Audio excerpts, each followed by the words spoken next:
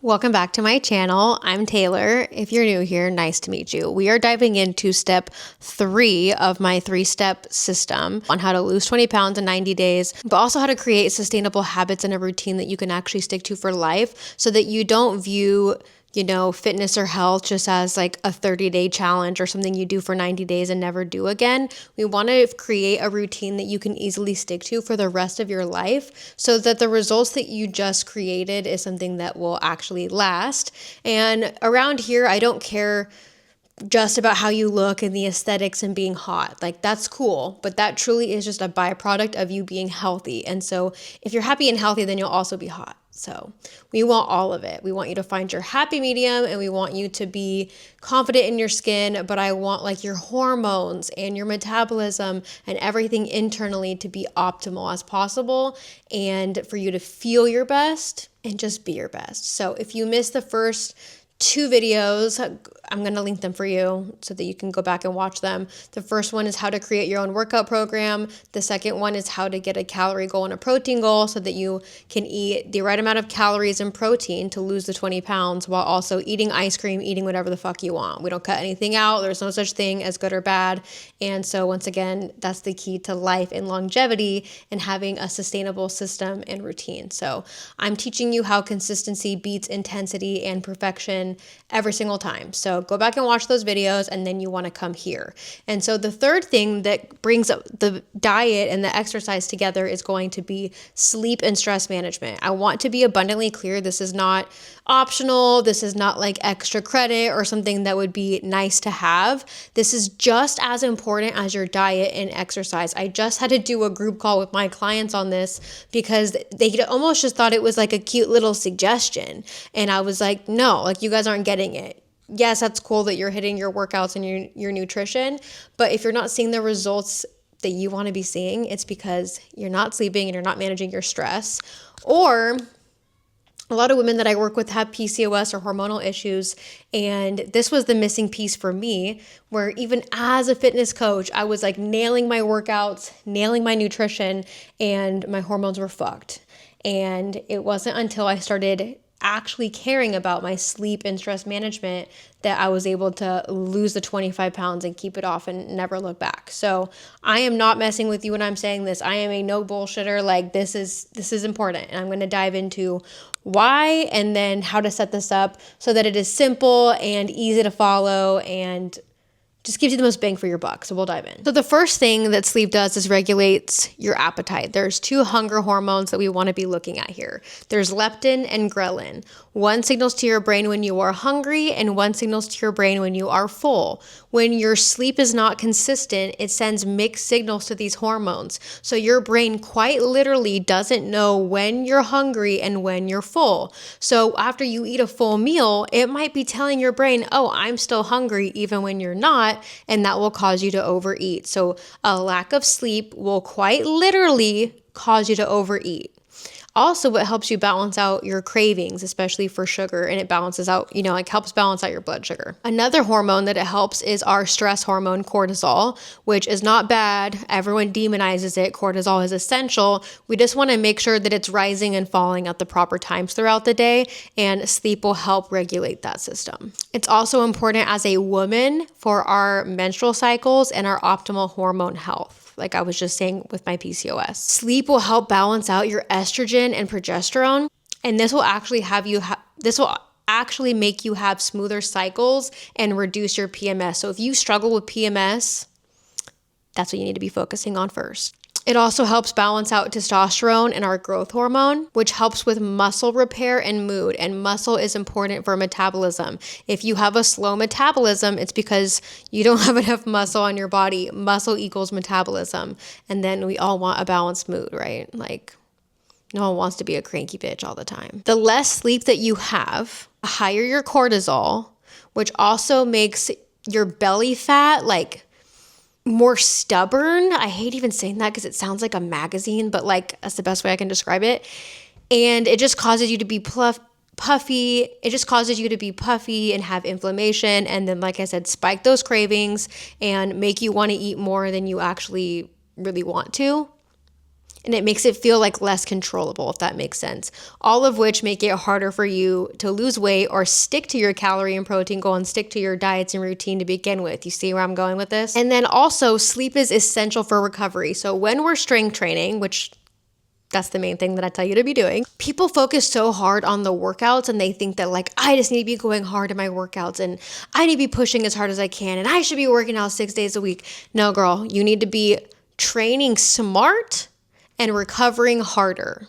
So train hard, recover harder, whatever.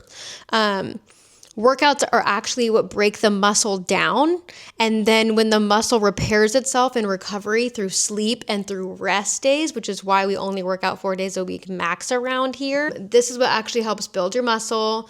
And like I said, we want to build as much muscle as possible so that we can be toned and be snatched and look hot because we'll be having a fast metabolism. No sleep, no fat loss.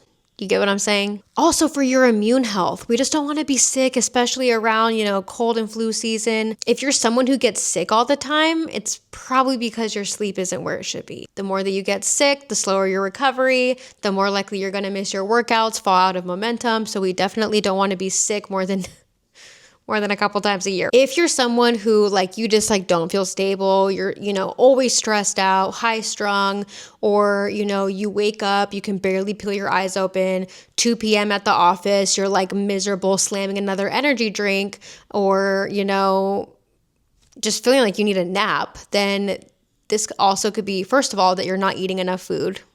Let's be honest, most of us need to start with food, which is also why it's in the other previous steps. But it's also something that can be preventable if we're getting good quality sleep. By getting 8 hours of sleep every night, we're going to increase our memory. We're going to increase our focus at work, having less stress, less irritability, less anxiety. If you struggle with anxiety, you're going to be more motivated to show up and do the things like work out, meal prep, and just be able to be more adherent to your goals to begin with. So now let's dive into creating your routine. Now I just talked your ear off on why it's important. Let's get to the good stuff.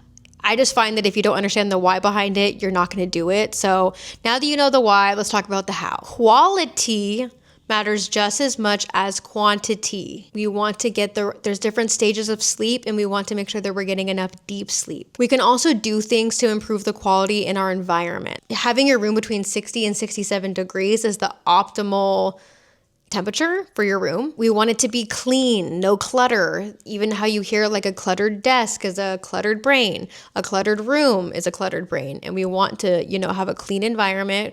We want it to be dark. And we want it to be quiet.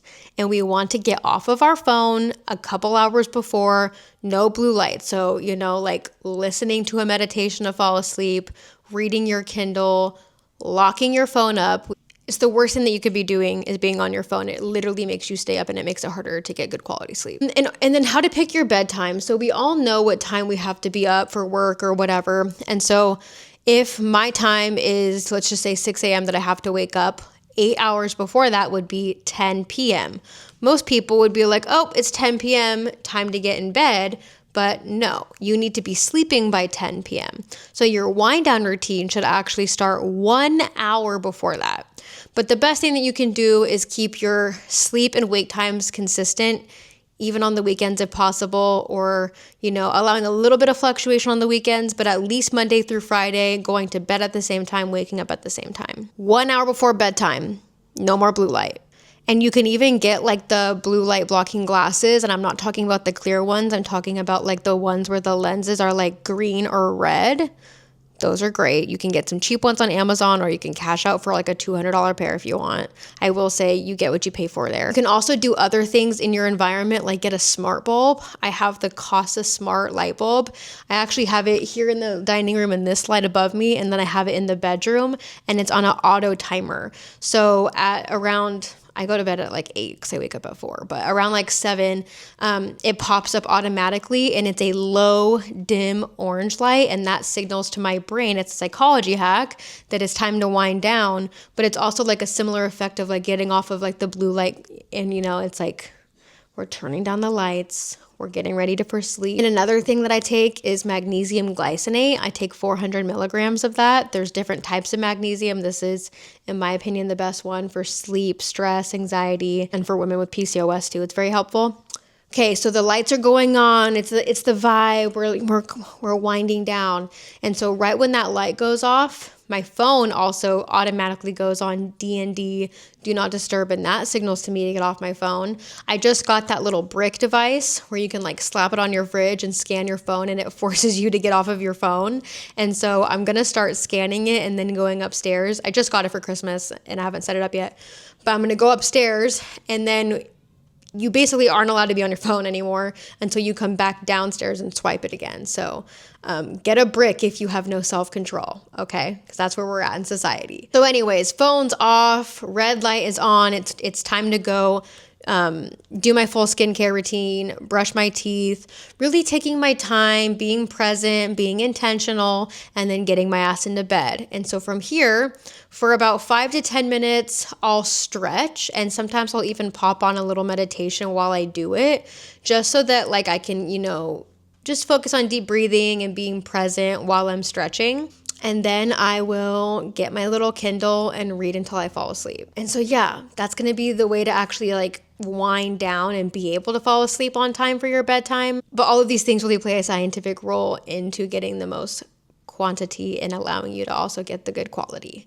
The other thing I want to mention that plays a kind of a huge role in this is caffeine intake. No one should be having more than 300 milligrams a day, especially if you're a woman. I only have around 200 milligrams a day max. That's one Alani can.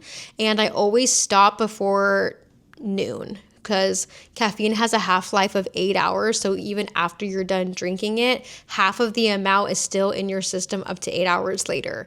And so by cutting it off at 12, then I don't have it in my system for later. And overall, it's just really helped me control my caffeine intake, because before I used to have like 400 milligrams a day, and it literally didn't do anything to me anymore because I built up such a tolerance to it to where it became ineffective. And so this system has allowed me to still get the effect and the buzz off the caffeine at the time when I need it the most. So what I do is actually I work out in the morning, no caffeine. I know, crazy, 4 a.m. 2 years ago, I would have never thought that was possible. And then I'll work out, drink a full 40 ounces of water while I'm there, come home, eat my breakfast, and then I drink either a double espresso or an Alani. And then I kind of just sip on it and really like enjoy it from about 8 to 11. And then I'm done for the day and cut myself off. That is for sleep. I'm not going to dive too much into stress management. I will say that sleep kind of kills two birds with one stone. So even just by focusing on the stretching before bed, the meditation, the getting the 8 hours of sleep, that alone is going to bring your stress levels down and reset your nervous system like no other. If you are someone who is busy running around and can just never catch a break, you're overstimulated as fuck, and you're stressed out, it's because you're not taking time to like be present and calm your nervous system. Your nervous system literally needs a reset, and sleep is going to be the best thing that you can do that, like I said, kills two birds with one stone.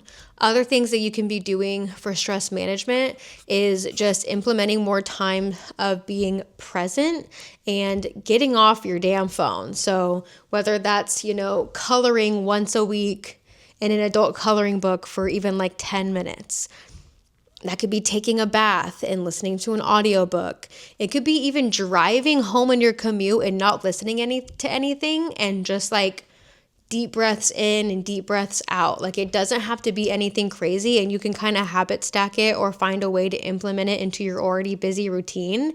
But even doing like a 5 to 10 minute meditation on your lunch break or before bed, finding hobbies that you enjoy, like a paint by numbers or crocheting, really could be anything. So I don't want to like just sit here and give you a whole list of all these different things you can try. I'm hoping you kind of get the point.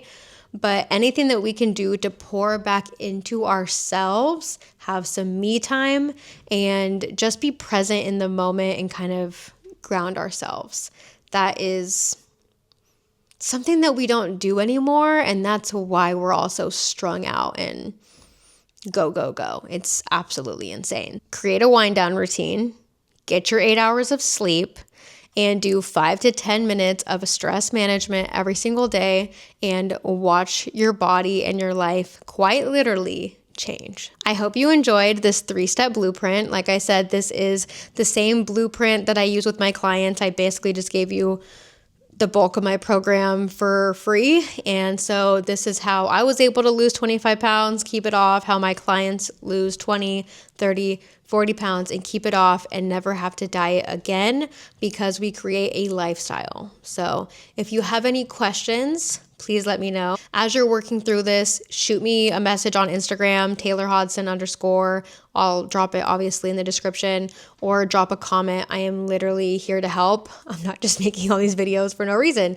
If you need accountability, there is a difference between knowing what to do and then knowing what to do and not doing it. So sometimes, even as a coach, I have my own fitness coach. I'm the most disciplined person that I know, but even then, having that extra layer of accountability, support, and someone with more education or experience than you really can be a deal breaker and really make or break your progress essentially and keep you accountable. So if you want some extra accountability and support, please reach out to me. I would love to chat with you and see if my program's a good fit. If not, once again, I'm here to help support you along the way, either way. So love you guys always. I'll catch you on the next one. But that is a wrap for this series. Now go lose your 20 pounds and tag me in your updates. Like, send me your before and after. Send me all of your wins now that you have everything. I would love to see that and cheer you guys on and celebrate, because that's huge. So, okay, go make 2026 your best year yet. Love you always. Bye.